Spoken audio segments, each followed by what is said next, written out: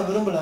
ஆனா எனக்கு ரொம்ப வருத்தமான விஷயம் என்னன்னா, திருக்குறள் பற்றிய சில ப்ரோக்ராம்ஸ் எல்லாம் நம்ம இங்க பாக்குறீங்களான்னு. சார் சும்மா இருங்க சார், அதெல்லாம் என்ன சார் இருக்கு, அது நமக்கு என்ன சார் பையன், அதெல்லாம் சொல்றதுதான் சொல்லிட்டு இருக்காங்க.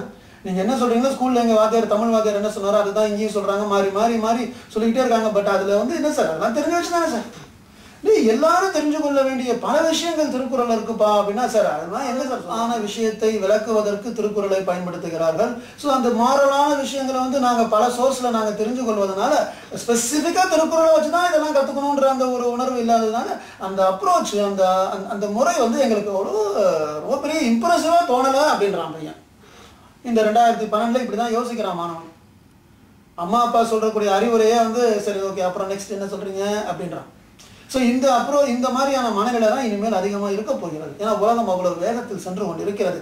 இன்னும் 50 வருடங்கள் இன்னும் 100 வருடங்கள் கழித்து வரக்கூடிய இளைஞனுக்கு நீங்க இதே மாதிரி பழைய அப்ரோச்சிலேயே போனீங்கன்னா, திருக்குறள் தான் சார் தெரியும் சார், கொஞ்சம் அப்புறம் வேற ஏதாவது சொல்லுங்க சார், தேங்க்யூ சார்ன்னு சொல்லிடும்.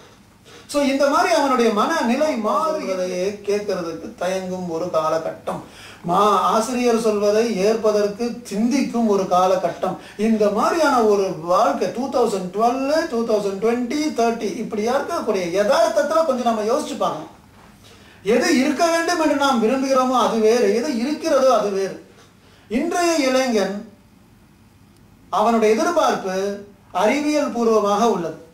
ஸோ நீங்க வந்து இப்போ வந்து அந்த எந்த வகையில எந்த பொருளை எப்படி சொல்ல வேண்டுமோ அந்த வகையில அவ்வளவு அழகாக எடுத்து சென்றால் தான் அது போய் ரீச் ஆகும். இன்னைக்கு நம்ம ஒரு சின்ன ஒரு விஷயத்தை நம்ம சொல்லாமே, வேக்சினேஷன் போடுங்க, சொட்டு மருந்து, அந்த போலியோ சொட்டு மருந்து போடுங்கன்னு பெரிய பெரிய டாக்டர்லாம் வந்து பேசியிருக்காங்க. பெரிய பெரிய டாக்டருங்க அவங்களாம் அப்படியே அந்த இம்யூனைசேஷன்லயே பல ஆண்டுகள் ஆய்வு செய்தவர்கள், போலியோ நோயாளிகளை நேரில் சந்தித்தவர்கள். இவ்வளவு பேரும் வந்து சொன்னப்போலாம் இந்த சொட்டு மருந்தை வந்து போடுறதுக்கு அப்படியா போடணுமா, சரி அப்படியா எங்க வீட்டுக்கார கேட்கவா, இப்படிலாம் பேசிட்டு இருந்தாங்கப்பா. ரஜினிகாந்த் வந்து சொன்னாரு போலியோ சொட்டு மருந்து எல்லாரும் போட்டுருங்க அப்படி, எல்லாம் கடகடன்னு போட்டு வந்துட்டாங்க. ஸோ அதுதான் ரஜினியுடைய ஒரு பவர். ஸோ ரஜினி சொன்ன உடனே எல்லாம் கேட்டுறான். இன்னைக்கு வந்து ஒரு நல்ல விஷயம், இந்த எய்ட்ஸுக்கு வந்து காண்டம் யூஸ் பண்ணுங்கன்னு கமல்ஹாசன் வந்து சொன்ன உடனே எல்லாரும் ஒத்துக்கிட்டாங்க. ஆனா நீயும் நானும் சொன்னா கேட்க மாட்டாங்கப்பா, ஏன்னா அவங்க அந்த மாதிரியான ஒரு மனநிலையில இருக்காங்க. ஸோ எல்லாருக்குமே ஏதாவது ஒரு சொல்லக்கூடிய ஒரு எந்த ஒரு விஷயத்தை வந்து எடுத்து சொல்லக்கூடிய அந்த ஒரு வழிமுறைன்னு ஒன்று இருக்கு. நான் கமலையோ ரஜினியோ தவறாக சொல்லவில்லை, அவர்கள் நல்ல ஒரு பயங்கரமான சமூக சேவை செஞ்சிருக்காங்க. ஏன்னா அவங்களுக்கு இருக்கக்கூடிய அந்த ஒரு பவரை, அந்த ஒரு பாப்புலாரிட்டியை, அந்த ஒரு சிறப்பை நல்ல விஷயத்துக்கு பயன்படுத்துகிறார்கள். ரொம்ப நல்ல விஷயம். இது மாதிரி இப்பெல்லாம் என்ன ஒரு சூழல் இருக்குன்னா, எந்தையாவது ஒரு நல்ல விஷயத்தை மக்களுக்கு கொண்டு சென்று சேர்க்க வேண்டும் என்றால் பாப்புலராக இன்ஃப்ளூயன்ஷியல் பீப்புளை யூஸ் பண்ணுங்கள் என்று. அப்பனா நம்ம திருக்குறள் இருக்கக்கூடிய அதிநவீன மருத்துவ அறிவியல் செய்திகளை எடுத்து சொல்லும் பொழுது திருக்குறளை அவர்கள் அணுகப் போகின்ற முறையே வேறு. இந்த பிலோசனுடைய கல்வி முறையுடைய ஃபுல் இம்பாக்ட் இந்த சமூகத்தில் அடுத்த 20 வருடங்களில் ஏற்பட்ட பிறகு, நான் சொல்கிறேன் 20 வருடங்களுக்கு பிறகு எனது வாழ்க்கை முடியும் நிலையில் திருக்குறளை இந்த உலகம் பார்க்க போகின்ற முறையே வேறு. உலகத்தில் உள்ள அனைத்து மருத்துவ நூல்களிலும், மருத்துவ பாட நூல்களிலும் திருக்குறள் இடம்பெறும். உலகத்தில் உள்ள அனைத்து மருத்துவ மனைகளிலும் திருக்குறள் எழுதி வைக்கப்பட்டிருக்கும். உலகத்தில் உள்ள அனைத்து மருத்துவர்களும் கட்டாயம் படிக்க வேண்டிய நூலாக திருக்குறள் மாறிவிடும். உலகத்தில் உள்ள அனைத்து பள்ளி மாணவர்களும் மனனம் செய்து வைத்திருக்கக்கூடிய ஒரு அற்புதமான ஒரு ஸ்கிரிப்டாக திருக்குறள் உருமாறும், மாற்றப்படும். இதுதான் காலத்தின் கட்டாயம், இது நிகழும். நான் இல்லை என்றாலும் வேறு ஏதாவது வழிகளில் இது நிகழும். அதுதான் திருக்குறள், அதுதான் தமிழ். வணக்கம்.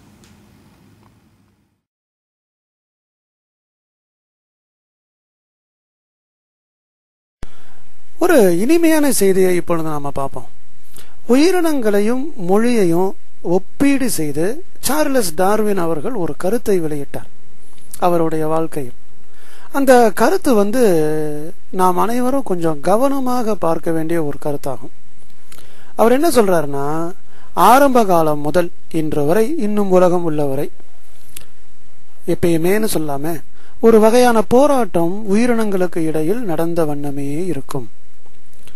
இந்த போராட்டத்தில் எந்தெந்த உயிரினங்கள் எல்லாம் சிறந்தவையாக, த பெட்டர் சுருக்கமானவையாக த ஷார்ட்டர், எளிமையானவையாக த ஈஸியர் வடிவங்களாக உள்ளதோ அந்த உயிரினங்கள் பெட்டரா இல்லாம இருக்கிறத, சிறந்தது அல்லாத உயிரினங்களை, சுருக்கமா இல்லாத உயிரினங்களை, எளிதாக வாழக்கூடிய தன்மை இல்லாத உயிரினங்களை தாண்டி இவை உயர்வு பெறும். இந்த பெட்டரா ஷார்ட்டரா ஈஸியரா இல்லாதவை உயர்வு பெறாது, அழிவை சந்திக்கும். இப்படின்ற ஒரு கான்செப்டை சார்லஸ் டார்வின் அவர்கள் வெளியிட்டார். இப்ப நான் சொன்ன இந்த செய்திக்கும் திருக்குறளுக்கும் என்ன சம்பந்தம் இருக்கு அப்படின்னு நீங்க கேட்கலாம். சம்பந்தம் இருக்கிறதுனால தான் நிறைய மாற்றங்கள் நம்முடைய தமிழ் இலக்கியத்தில் இனி வரும் காலங்களில் ஏற்பட போகின்றது. நிச்சயமா ஒரு பயங்கரமான சம்பந்தம் இருக்கு. அது என்னது பயங்கரமான சம்பந்தம்?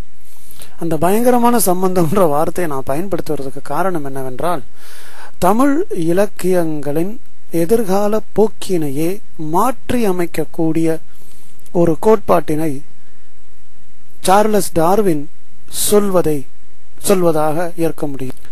டார்வினுடைய இந்த கோட்பாட்டின் உள்ளே பொதிந்திருப்பதை என்னால் உணர முடிகிறது. இப்போ நம்மளுடைய சிந்தனை இன்னும் ஒரு குழப்பமான நிலையை சென்றடைகிறது. ஏன்னா நான் உங்ககிட்ட 3 விஷயத்த சொல்றேன். டார்வின் அவர்கள் உயிரினங்களை பற்றி சொன்ன ஒரு செய்தியை சொல்றேன். அதுக்கு பிறகு திருக்குறள் அப்படின்ற அந்த ஒரு கோட்பாட்டினை சொல்றேன். 3ஆவதாக இந்த டார்வினுடைய கோட்பாடும் திருக்குறளும் இணைந்து தமிழ் இலக்கியங்களுடைய போக்கையே மாற்றப் போகின்றது அப்படின்ற அந்த விஷயத்த நான் சொல்றேன். இப்போ இந்த 3ஐயும் தெளிவுபடுத்த வேண்டியது என்னுடைய கடமை. இந்த விழியம் அதற்காகத்தான் செய்யப்பட்டுள்ளது. என்னன்னா, சார்லஸ் டார்வின் உயிரினங்களை பற்றி சொன்னார்னு நான் சொன்னனே, அதுக்கு அடுத்து ஒரு வரியில் அவர் மேலும் ஒரு செய்தியை கூறுகிறார். நாம் இன்னும் ஒரு 50 அல்லது 40 ஆண்டுகளுக்கு முன்பே கவனித்து இருக்க வேண்டுமோ என்று எனக்கு தோன்றுகிறது. எப்படியோ அந்த வரிகளை நான் கவனித்து விட்டேன். அந்த வரிகளின் அடிப்படையில் தான் பிலோசின் எனும் கோட்பாட்டினை நான் வடிவமைத்துள்ளேன். இப்பொழுது அந்த வரிகளை நாம் காண்போம். அப்படி என்ன வரியை அவர் சொல்லிட்டாரு, அப்படி என்னத்தை அவர் சொல்லிட்டாருன்னு நான் அதை அடிப்படையாக வைத்து பிலோசினை வடிவமைத்தேன் என்று நீங்கள் கேட்கலாம். அதனுடைய பதில் என்னவென்றால், சார்லஸ் டார்வின் ஒரு ஃபார்முலா சொல்றாரு. பாத்தீங்களா, எந்தெந்த உயிரினங்கள் எல்லாம் மற்ற உயிரினங்களை வெல்லும் என்றெல்லாம் சொல்றாரு இல்லையா, the better, the easier, the shorter சொல்லிட்டு வரும்பொழுது அடுத்து ஒரு வரியில் அவர் என்ன சொல்றாருன்னா, போராட்டம் உயிரினங்களுக்கு இடையில் மட்டும் நடப்பதல்ல, இந்த போராட்டமானது மொழிகளுக்கு இடையிலும் நடக்கிறது. பாயிண்ட்டுக்கு வந்துட்டோமா? மொழிகளில் மட்டுமல்ல, மொழிகளில் இருக்கக்கூடிய சில சொற்களிலும் இந்த போராட்டம் இருக்கிறது. சொற்களுக்கு இடையிலும், வார்த்தைகளுக்கு இடையிலும், மொழிகளுக்கு இடையிலும், உயிரினங்களுக்கு இடையிலும் இந்த போராட்டம் நிகழ்ந்து கொண்டே இருக்கிறது. அப்ப டார்வின் சொல்லக்கூடிய அந்த ஃபார்முலாவை நாம மொழிகளுக்கு எக்ஸ்ட்ராபோலேட், அதாவது மொழிகளுக்கு நாம அதை இயக்கி பார்க்கும் பொழுது அப்பவும் அந்த உண்மை நமக்கு இன்னும் தெளிவாக தெரிகிறது. உயிரினங்களுக்கு இடையே உள்ள போராட்டம் மொழிகளுக்கு இடையே நடைபெறுகிறது என்னும் கருத்தை ஆழமாக தமிழர்களாகிய நாம் கவனிக்க வேண்டும். நம்முடைய தாய்மொழியாம் தமிழ் மொழி எந்த வகையான ஒரு இறுக்க நிலையில் இன்று நகர்ந்து கொண்டுள்ளது, இந்த இறுக்க நிலையில் இருந்து தமிழை எவ்வாறு நாம் மேன்மைப்படுத்துவது, அடுத்த தலைமுறைக்கு தமிழை, தமிழ் இலக்கியங்களை எவ்வாறு நாம் எடுத்துச் செல்வது போன்ற பல கேள்விகளுக்குமான விடையை சுமார் 100 வருடங்களுக்கு முன்பே சார்லஸ் டார்வின் தெளிவாக விளக்கியுள்ளார் என்று எனக்கு தோன்றுகிறது. அவருடைய கருத்தின் அடிப்படையில் காணும் பொழுது தமிழ் மொழியையும் அதனோடு தொடர்புடைய சில மொழிகளையும் எவ்வாறு பல உயிரினங்களை தொடர்புபடுத்தி அவர் கண்டாரோ அவ்வாறே நாமும் காணும் பொழுது எந்தெந்த உயிரினங்கள் எல்லாம், ஒரு எக்ஸாம்பிளுக்கு சொல்றதா இருந்தா டைனோசரை சொல்லலாம். இந்த டைனோசர் எனக்கூடிய அந்த உயிரினம் மிகவும் பெரிதானதாகவும் எளிமை இல்லாததாகவும் கடினமானதாகவும் பயனற்றதாகவும் வாழ்ந்த காரணத்தால் அந்த டைனோசர் இன்று அழிந்து போயுள்ளது. ஆனால் அதே சமயத்தில் மிகவும் எளிமையான ஒரு வாழ்க்கை நிலையை ஏற்படுத்தி கொண்ட, மிகவும் சுலபமாக தனது வாழ்க்கையை வாழக்கூடிய, மிகவும் பயனுள்ளதாக இருக்கக்கூடிய சில உயிரினங்கள் தொடர்ந்து நமது உலகத்தில் வாழ்ந்து கொண்டு ஜீவித்து கொண்டு உள்ளன. டைனோசர் எனும் மிகப்பெரிய உயிரினம் அழிந்து போனதற்கும் மிகச்சிறிய உயிரினங்கள் எல்லாம் இன்றும் வாழ்வதற்கும் இதுதான் காரணம். ஆகையினால் இதே உண்மையை நமது மொழிகளுக்கு இடையில் நாம் ஒப்பீடு செய்து பார்க்கும் பொழுது, பல ஆயிரம் வருடங்களுக்கு முன்பு இந்த நாட்டில் மிகவும் பிரபலமாக பேசப்பட்ட 2 மொழிகளை எடுத்துக்கொள்வோம், தமிழும் சமஸ்கிருதமும். தமிழ் மொழியை மிகவும் எளிமையானதாக, மிகவும் சிறுமைப்படுத்தப்பட்ட ஒரு மொழியாக, இறைவனின் திருத்தலங்களுக்கு வெளியில் தூக்கி எறியப்பட்ட ஒரு மொழியாக மாற்றிய காரணத்தால் அதுவே அந்த இயற்கை தேர்வின் பாதையில் தமிழ் செல்ல துணை செய்துள்ளது. இன்று தமிழ் 150 நாடுகளுக்கும் மேலாக பரவி பல நாடுகளின் அரசியல் மொழியாகவும் ஆட்சி மொழியாகவும் இருக்கின்றது. ஆனால் அதே சமயத்தில் சமஸ்கிருதம் என்னும் மொழியை டைனோசரை போன்று அவர்கள் மிகவும் கடுமையானதாகவும் தான் பேச வேண்டும், இவர்கள்தான் பேச வேண்டும் என்றெல்லாம் விதிமுறைகளுக்கு மேல் விதிமுறைகளை பூட்டிய காரணத்தினால் டைனோசர் அழிந்து போனதை போன்று சமஸ்கிருதமும் மக்களுடைய பயன்பாட்டிலிருந்து அகன்று போனது. ஆனால் தமிழ், தூக்கி எறியப்பட்ட தமிழ், திருத்தலங்களிலிருந்து தூக்கி எறியப்பட்ட தமிழ் இன்று வாழ்கிறது. இதுதான் யதார்த்தமான ஒரு அறிவியல் உண்மை. டார்வினை நாம் இப்பொழுது மீண்டும் நினைவில் கொள்வது அவசியம். ஒரு மருத்துவக் கல்லூரியில் ஆசிரியராக பணியாற்றிக் கொண்டிருக்கும் நான் திருக்குறள் மீது அளவு கடந்த நம்பிக்கை வைத்து அறிவியல் தமிழ் வளர்ச்சியில் திருக்குறளின் பங்கு மிகவும் முக்கியம் என்ற முடிவு செய்து திருக்குறளை எனது கையில் எடுத்து எனது பயணத்தை நான் தொடர்ந்து செய்வதற்கு முக்கியமான காரணம் ஒன்று உள்ளது. இதுவரை நாம் பார்த்த சார்லஸ் டார்வினுடைய கோட்பாடு, இயற்கை தேர்வின் அமைப்பு, இவை அனைத்தையும் கடந்த 200 வருடங்களாகத்தான் இந்த உலகத்தில் உள்ள அறிஞர்கள் மீண்டும் மீண்டும் பேசி விவாதித்து இது சரியா இது தவறா என்று பல வகையான எண்ணங்களை முன்வைத்து தங்களது கருத்துக்களை பரிமாறிக்கொள்கின்றார்கள். ஆனால் என்ன ஒரு ஆச்சரியம், என்ன ஒரு அதிசயம், என்ன ஒரு அழகு, என்ன ஒரு அற்புதம்! மிகச்சிறந்த ஒரு அறிவியல் பெட்டகமாக திருக்குறள் அமைய பெற்றுள்ளது. 100 வருடங்களுக்கு முன்பு சார்லஸ் டார்வின் உலகிற்கு எடுத்து கூறிய கோட்பாட்டின் அடிப்படையில் 2000 வருடங்களுக்கு முன்பு எழுதப்பட்ட அறிவியல் நூல் திருக்குறள். நான் மீண்டும் மீண்டும் இந்த கருத்தை நான் செல்லுமிடமெல்லாம் சொல்லிக்கொண்டே வருகிறேன். திருக்குறள் ஒரு அறிவியல் நூல். இன்னும் சொல்ல போனால் திருக்குறள் ஒரு நரம்பியல் நூல். இனிவரும் காலங்களில் திருக்குறளின் உண்மையான வடிவத்தை இந்த உலகம் காணப்போகின்றது.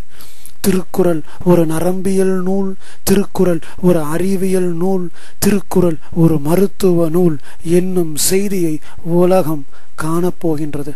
அந்த செய்தியை எடுத்து இயம்பும் பணியை தான் பிலோசன் மேற்கொள்ளும்.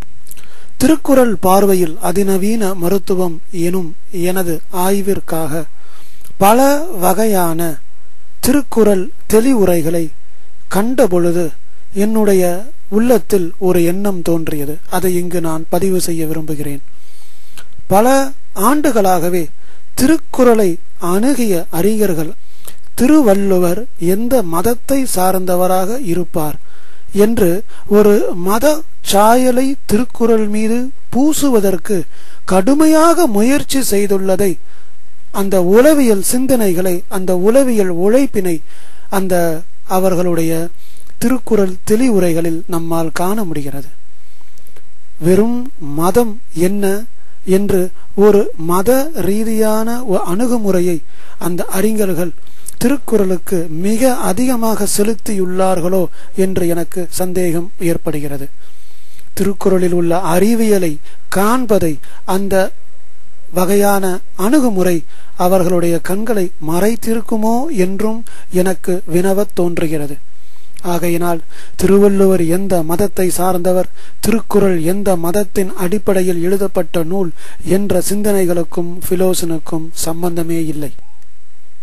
திருவள்ளுவர் எந்த மதத்தை சார்ந்தவராக இருந்தாலும் இருந்துவிட்டு போகட்டும். திருக்குறள் எந்த மதத்தை தூக்கி நிறுத்துகின்ற இலக்கியமாக இருந்தாலும் இருந்துவிட்டு போகட்டும். என்னுடைய கருத்து, என்னுடைய குறிக்கோள் மதங்களை தோண்டுவது அல்ல, மதங்களை தேடுவதும் அல்ல, மத சாயலை பூசுவதும் அல்ல. திருக்குறளில் உள்ள அறிவியலை எடுத்து உலகத்திற்கு சொல்ல வேண்டும். அதுதான் எனது குறிக்கோள். பிலோசனுடைய குறிக்கோளும் அதுவாகத்தான் அமையும். இனி வரும் காலங்களில் அறிவியல் உலகம் தலை வணங்கி மத சார்பற்ற அறிவியல் பாட நூலாக திருக்குறளை ஏற்க வேண்டுமானால் அதற்கு ஏற்ற வழிமுறையில் திருக்குறளை மாணவர்கள் அறிந்துணர நாம் வகை செய்தல் வேண்டும். தமிழ் மொழி காலத்திற்கு ஏற்ப அறிவியல் தன்மையை தன்னுள் பெற்றாக வேண்டும். அறிவியல் தமிழ் வளர வேண்டும். இது காலத்தின் தேவை. காலத்திற்கு வேண்டியதை செய்து காலத்தை வென்று வாழ அறிவியலுக்கு நன்கு தெரியும். உலகின் முதல் மொழியாம் தமிழுக்கும் அது புரியும். நன்றி.